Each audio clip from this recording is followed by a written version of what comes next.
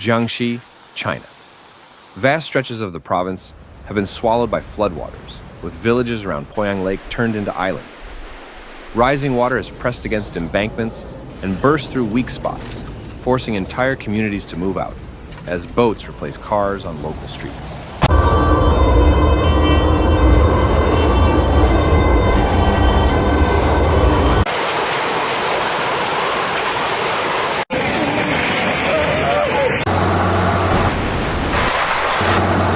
Homes in low-lying neighborhoods have taken the brunt. Water rushed into courtyards and climbed through ground floors, leaving walls cracked and floors unstable.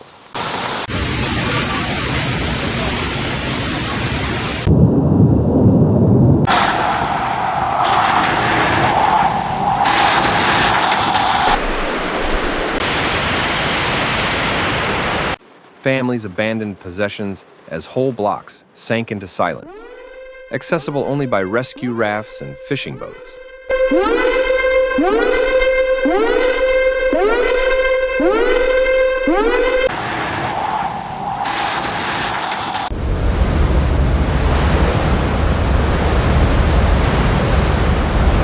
Infrastructure has suffered under the pressure. Roads disappeared beneath murky currents, cutting towns from supply lines.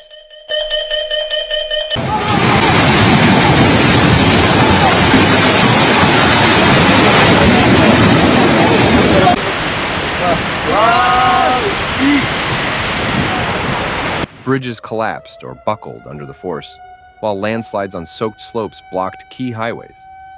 Power poles and cables bent or snapped, leaving pockets of darkness across the countryside.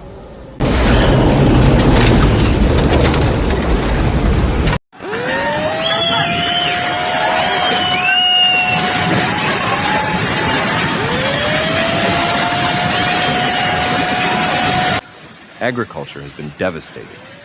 Rice paddies and vegetable fields now sit under a sheet of brown water, with young seedlings rotting before harvest.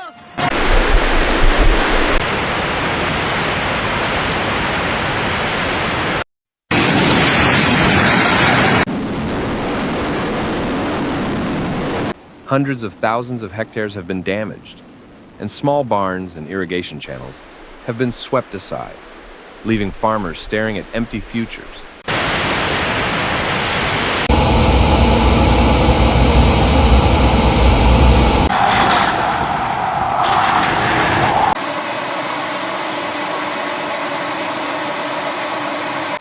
Commercial losses mount each day. Warehouses and workshops on riverbanks were quickly submerged, machinery rusting under silt and mud.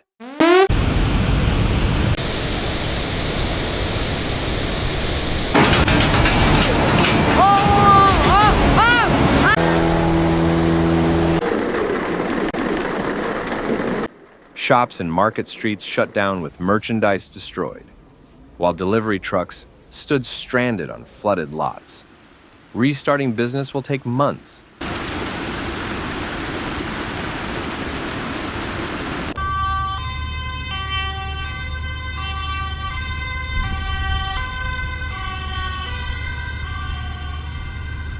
The core of the disaster lies in Poyang Lake. As China's largest freshwater lake, its water level surged to alarming heights, spilling into tributaries and forcing rivers backward.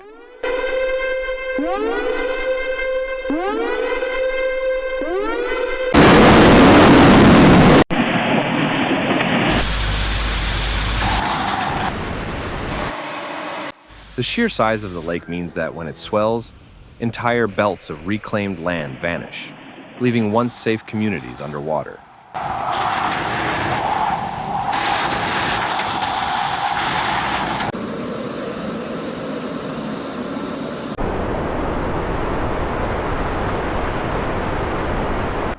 Authorities turned to flood diversion zones, opening embankments to spread the water.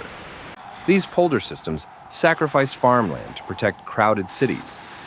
Controlled floods kept the lake from rising further, but left villages and cropland deliberately drowned in the process.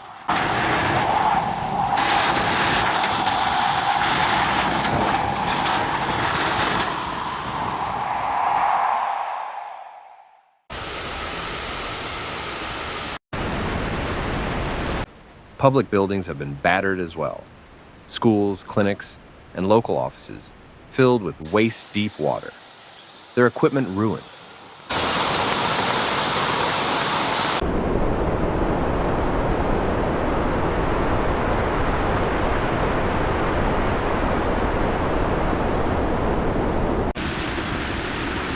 Sewage lines burst and carried waste into flooded alleys, while piles of debris floated through administrative centers meant to coordinate relief.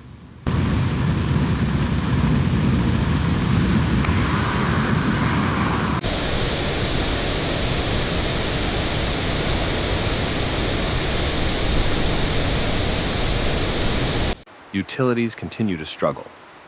Water supply plants were swamped and wells contaminated, forcing tankers to deliver safe drinking water.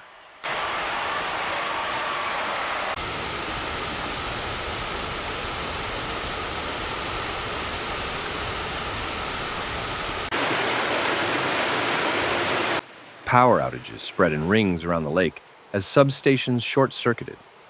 Repair teams rushed in, but soaked terrain and constant rainfall slowed every step.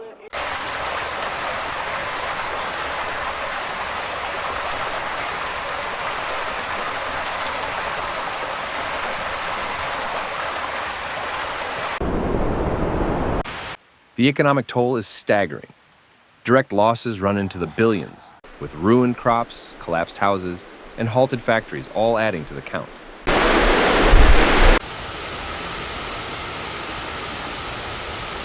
The province has faced floods before, but each new surge seems heavier and more complex. This one has underscored the risks of living in reclaimed land around Poyang, where the promise of fertile soil is shadowed by the threat of sudden disaster. The challenge is not only to rebuild, but to rebuild wiser.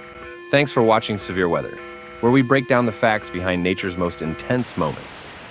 If you found this video helpful, please like, comment, and subscribe. Your support keeps this channel going. Hit the bell so you never miss a real, calm, and clear report. Note, some footage in this video may be used for illustration and may not show the exact event described. See you in the next one. Stay informed, stay safe.